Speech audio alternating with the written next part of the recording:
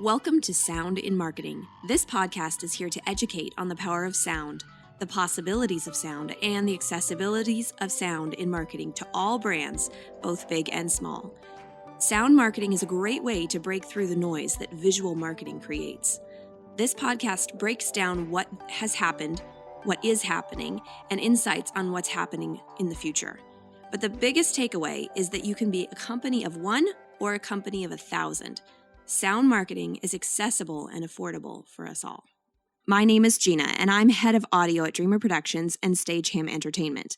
I create sound identities for companies, brands, individuals, and events.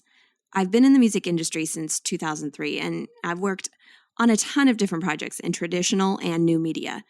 During my time of self-discovery, I've realized something very important. The landscape of everything in this world is changing and evolving at a ridiculously fast rate. In order to thrive, we have to understand a little bit of everything. And that's how I came upon my self-led marketing and advertising education. I realized that my knowledge and passion for music and sound plays a huge part in what's happening in marketing. And that's what I have to offer. I have a passion for sound and what it's capable of. And I want to share how massively effective a curated sound can be for a brand identity. So stop and listen for a bit as I create a sound picture of what sonic branding is all about, what it's doing, and what it means to the future of marketing a business. So in today's episode, I wanted to talk about one of the 5 senses that we can use to our advantage in our marketing of our brand or our company. Visual marketing has become the standard. And it makes sense, like you can get your point across pretty well. But there are 5 other senses that we're almost completely ignoring. And one of them is sound. To ease you into my idea or my explanation of sound marketing, I wanted to use an example from a company that we all know really, really well, Coca-Cola. Back in April, Coca-Cola released a print campaign ad, actually utilizing sound in print. So when I saw the article, of course, I had to click on it because it was very, very fascinating to me. And the title of the article is, "Can you look at these wonderfully evocative Coke ads without hearing them?" What Coca-Cola did that was so fascinating in this article, or in this campaign really, was that they drew off of images that are already attributed to sound. So Coca-Cola is already a master at marketing, but they saw the power of recalling an event that a lot of us have had, opening it up, like, having the glass bottles and like cracking open the top, and you hear the fizz and you see the bubbles coming out, the condensation on the glass bottle itself. They honed in on these very memorable images to bring out more of an emotion than just seeing it, but you're experiencing it. And that's one, I think that's one of their campaigns too, is about experiencing Coca-Cola, but they had you experience it in more than just witnessing it, but you felt it, you heard it, you sensed it. And I just thought it was very, very, very smart. And it's not necessarily just about sound, but the idea, the concept of this campaign that I wanted to bring to light was that they incorporated senses. It was more than just what you were looking at. You were having an experience. Having an experience is one of the main reasons why you should incorporate the senses into your marketing. It creates a cohesive experience on your brand or your product or your campaign or your event. It's not just one part of your emotion that they are contributing to. It's your whole body. It's your whole self. It's your memories. It's your experience in the moment. It's a feeling. It's a touch. It's a taste. It's a sound. It's everything. What Coca-Cola did was they effectively blended 2 or more senses, which is called synesthesia.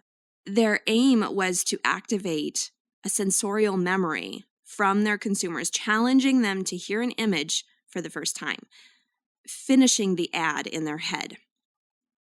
So the cool thing about this is they brought the experience to their consumer and let their consumer finish the thought. So they truly made this experience personalized. because they didn't have to say anything. It was just an image. It was bringing back everyone's personal experience with Coca-Cola. And hopefully that wasn't a bad experience, but they truly were making this advertisement to you, not to the masses, but to you. And I just think that's amazing. So one of my biggest passions in sonic branding is to create a hybrid of sound with both real sound that is unique to the subject and or the client, and a tonal or atonal element that is unique to the world. When you combine the two, you get a sincere, unique, and if done right, effective product. I'll share more examples of how this has been done extremely well as we move forward, but for now, I'll leave you with that. Recently, I did my own case study, and it was with a company that I wanted to work with, a toy company. They sell board games, among other things. So I bought the board game, and I recorded all of the live sound of unboxing, ripping open the stuff, taking the game pieces and dropping them on the board, constructing the board, all of this. I recorded all of it and made something of a Stomp-esque remix. It was unique to the product because it was all live sound specifically from that company. And my next step that I would have liked to do is take that element and then utilizing their marketing department and what their brand strategy and mission and vision is, incorporate a sound, whether it's tonal or atonal, because it really doesn't have to be musical, create a sound of some sort that tells the story of that brand and that brand only. And once you have that, once you have a foundational piece, and it doesn't have to be a big piece, you build off of that. So instead of going out and finding, one of the top 40 songs of the day and putting that into your campaign or having that represent your brand, is that it already exists. It was already created for another purpose, and it will forever be linked to that other purpose. That's why I feel that sonic branding is so important for every product, every brand, every individual, because it's yours, truly just yours. No one else can claim that.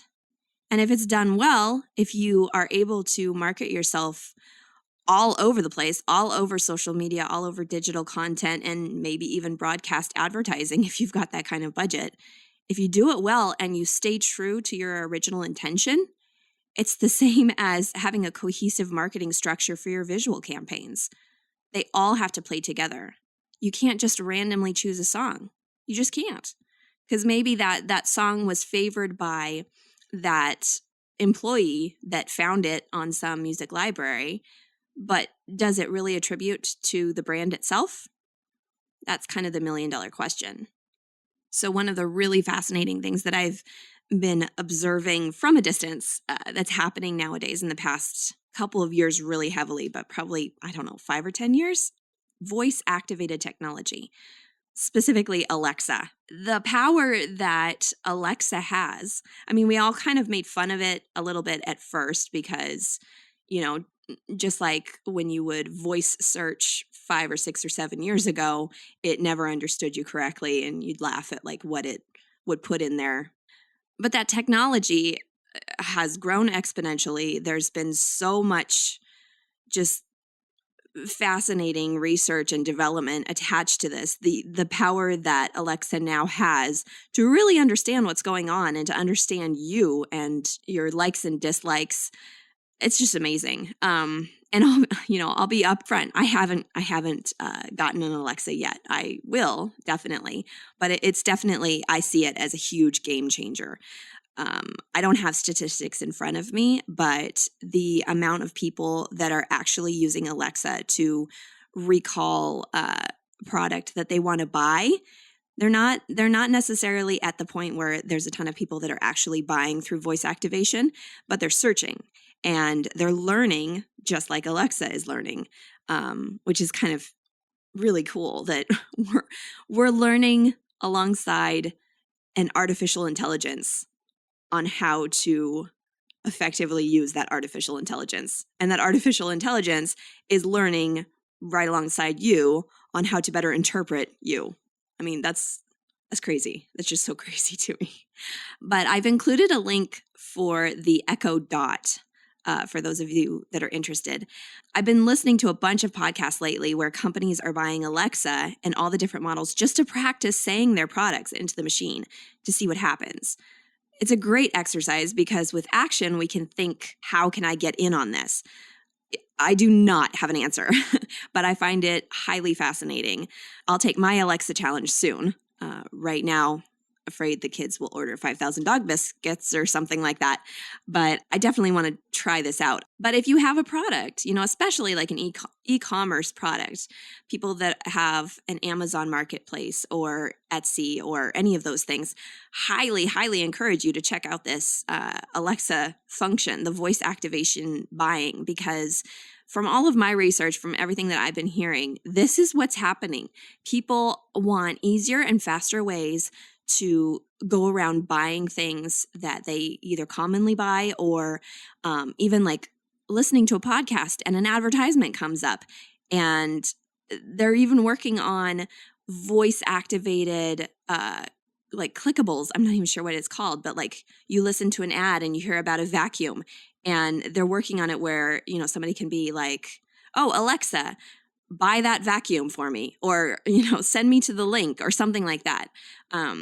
It's just endless opportunities. It's so crazy. So I highly encourage you, especially if you have an e-commerce product, pick up an Alexa or use your Alexa and start asking for yourself, asking for your product, seeing how that works, understanding the technology while it is still in its infancy, because that's the only way that we can succeed nowadays with things moving as fast as they do.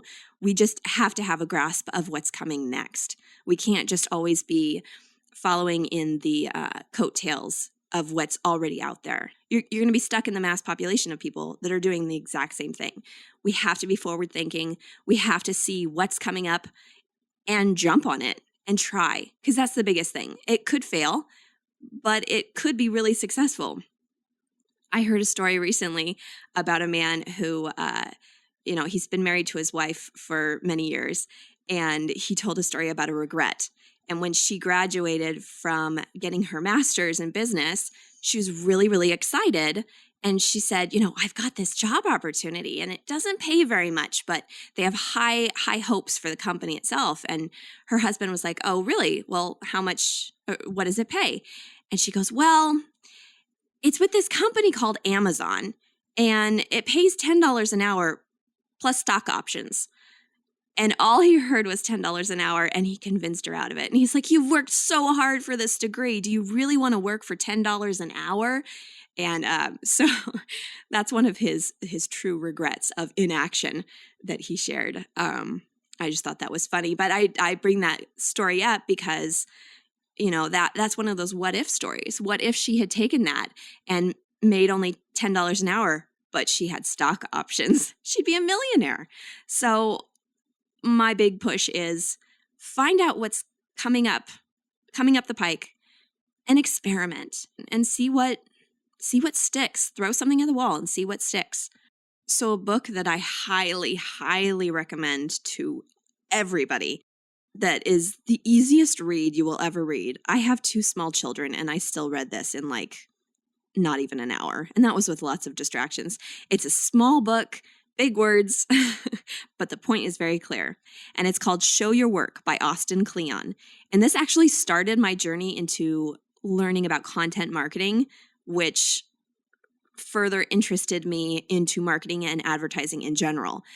It's so simple, but the points that he makes in it are just mind-blowing. I mean, you read it and you go, well, of course. But the way that he spells it out is just so clear, and you can't help but like not have it sink in. And I really, really feel like his points, because I believe he had 10 points to follow, I really, really believe that his points really spurred me forward into understanding how to be a part of this digital world that we're living in, how to market myself, how to look at myself as an authority, find my niche. I can't recommend this book enough. So I've linked the link in the show notes. The big takeaway from this, from the Show Your Workbook, is that everyone loves a good story, and you are your own story. Your journey is a story, and you become so much more genuine when you share your process, when you share your steps and your struggles and your pitfalls. Everyone loves hearing that success story, like that overnight success. But in all reality, they don't exist. The fairy tale stories of they lived happily ever after, that's not real. That's just the end of the book. There's so much more to that story. And when we share our process, we've got more story, more content that we can put out there for people to experience. And you also become so much more sincere, so much more relatable, because you are a human being and you are experiencing the same hardships and struggles and successes as your viewers, as your consumers, as your customers. It's a great book. Go check it out. This podcast is for you, so please let me know if there's anything in particular you've been curious about. Don't be afraid to be vague or even of talking in incomplete sentences. I get it. It's new and ever-changing. That's why I'm here, to help bridge that gap between traditional marketing and this whole new way of thinking. And the only way I figured it out was asking questions, researching like crazy, saying things out loud to see if they actually made sense or not. And then once I started talking, it made more and more and more sense, and now it's just something that I can't ignore. And I hope that you'll get to that point too. I hope that you're enjoying the podcast. For more information on me and what I do or what I can do for you, you can find me at dreamrproductions.com. That's DREAMR productions.com. Or you can find me on LinkedIn and Facebook. All of the links will be listed in the show notes. I'd love to help you on your sonic branding journey in any way I can. So leave a comment, write a review, send me an email, and let's chat. I'm excited about all the exciting possibilities of sound in marketing. And I hope you are too.